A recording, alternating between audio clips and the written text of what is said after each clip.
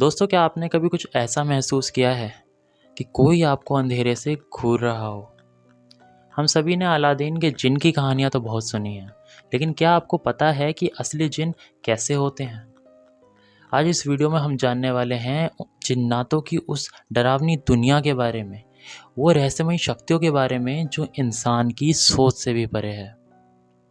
ये कहानी नहीं बल्कि एक हकीकत है, और यकीन मानिए, आज जो आप सुनने वाले हैं वो आपकी रूह को भी हिला देगा।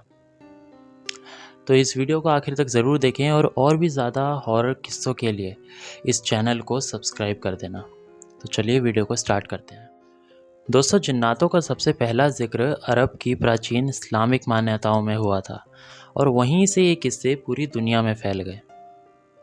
कहा जाता है कि अल्लाह ने इंसानों से पहले जिन बनाए थे, वो भी बिना धुएं की आग से। इसलिए ये जिन आम मांस मज्जा के नहीं बने होते, और इसी वजह से इन पर किसी भी आम चीज़ों का असर नहीं होता है। हैरानी वाली बात यह है कि ये भी हमारी तरह ही पैदा होते हैं, हमारी तरह ही खाते पीते हैं, इनका भी परिवार होता है, मगर ये मरते नहीं हैं। ये तब तक जिंदा रहते हैं जब तक कयामत ना आ जाए। कई ग्रंथों में जिन्नों को शैतान भी कहा गया है। ये अक्सर वीरान जगहों पर, कब्रिस्तानों में, पुरानी हवेली जैसी जगहों पर और अंधेरे इलाकों में पाए जाते हैं।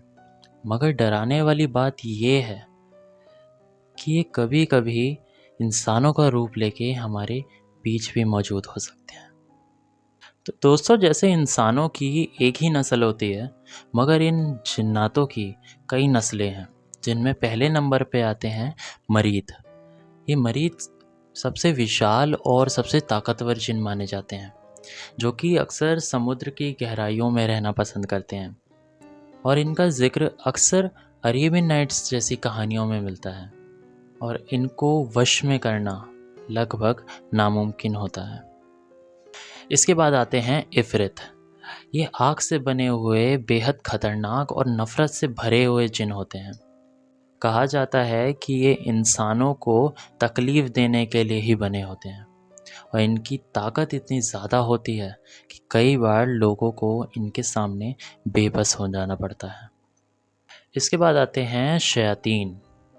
इनके बारे में कहा जाता है कि शयातीन शैतान के सेवक हैं, और इनका सिर्फ एक ही मकसद है, लोगों को बुराई की तरफ लेके जाना, उनको भटकाना। कुरान में इनका जिक्र कई बार मिलता है, और ये मन भटकाने में माहिर होते हैं। इसके बाद आते हैं कॉमन जिन, जिन्हें हम आम जिन भी कहते हैं। और इन जिनों का जो व्यवहार होता है, जो बिहेवियर होता है, वो लगभग इंसानों की तरह ही होता है। इनमें कुछ अच्छे जिन होते हैं तो कुछ बुरे जिन भी। ये आपके आसपास भी हो सकते हैं, जैसे कि जंगलों में, सुनसान गलियों में, या शायद आपके घर में। तो आखिरी में आते हैं हिन और बिन। ये पुराने समय के जिन माने जाते हैं, और अब इनकी जो संख्या है वो बेहद कम हो चुकी है, मगर माना जाता है कि ये कभी रेगिस्तानों में भटकते थे। दोस्तों, कहा जाता है कि जिन्नातों को इत्र और मिठास बेहद पसंद होती है, इसलिए कभी भी रात के समय इत्र लगाकर कब्रिस्तान या वीराने में मत जाना, क्योंकि अगर कभी कोई जिन आपको पसंद कर ले तो वो आपके पीछे लग सकता है, और उसके बाद बच पाना बेहद मुश्किल हो जाता है। कई लोग काले जादू, तंत्र मंत्र के ज़रिए जिन्नातों को वश में करने की कोशिश तो करते हैं, लेकिन ये खेल जानलेवा हो सकता है।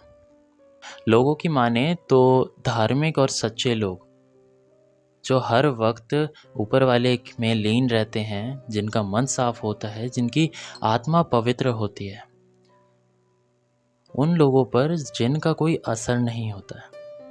दोस्तों, जिन सिर्फ एक मिथ नहीं, बल्कि एक रहस्य है, जिसको जितना जानो उतना ही ज़्यादा डर लगता है।